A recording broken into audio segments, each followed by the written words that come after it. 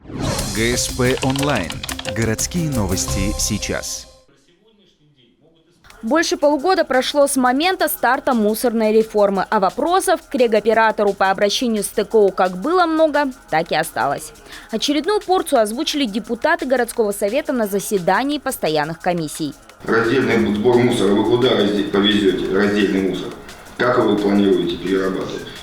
У нас полигон переполненный, под Ухтой стоит, да, вот сегодня он переполненный.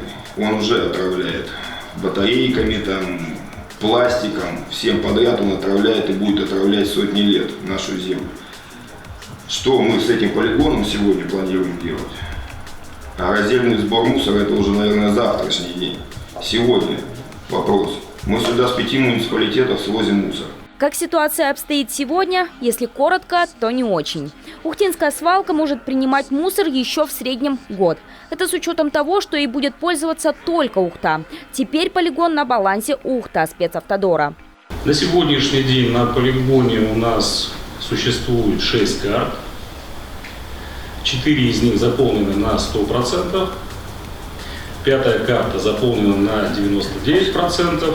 И 6-я карта заполняемость 95% на сегодняшний день, на которые еще пока не функционируют.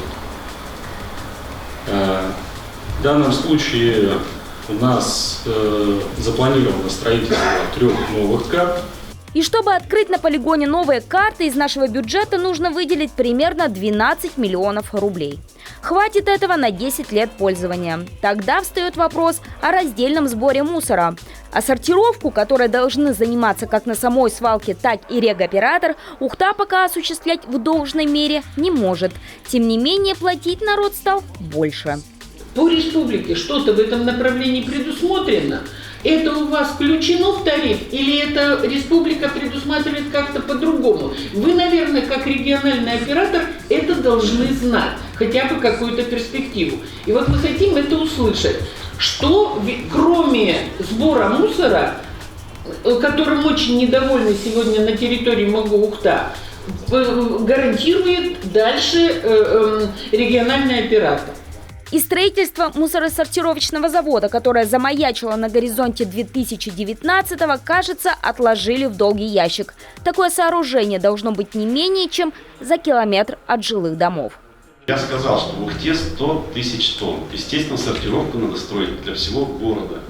И сортировка должна располагаться как минимум в 1000 метров от первого жилого дома. Вот. Естественно, то есть она не в лесу, вы ее не построите, потому что это земли лесного фонда. На земле сельское, это сельскохозяйственных тоже нам не дадут их построить. И поэтому мы просили выделить там это место, или, по крайней мере, помочь с выделением этого места, чтобы мы построили этот сортировочный комплекс. И вам в этом отказали? Нам не отказали, но нам просто нет места. Никто нам еще не выделил. Итогом беседы на повышенных тонах стало, кажется, еще больше раздражения депутатов. Из озвученных предложений поставить ребром вопрос о снижении тарифа для Ухты, а то выходит, что платим мы больше за то, что у нас есть свалка, и также вынести на совет обсуждение запрета завоза мусора из других муниципалитетов. Пока не ясно, можно ли воплотить идею в жизнь.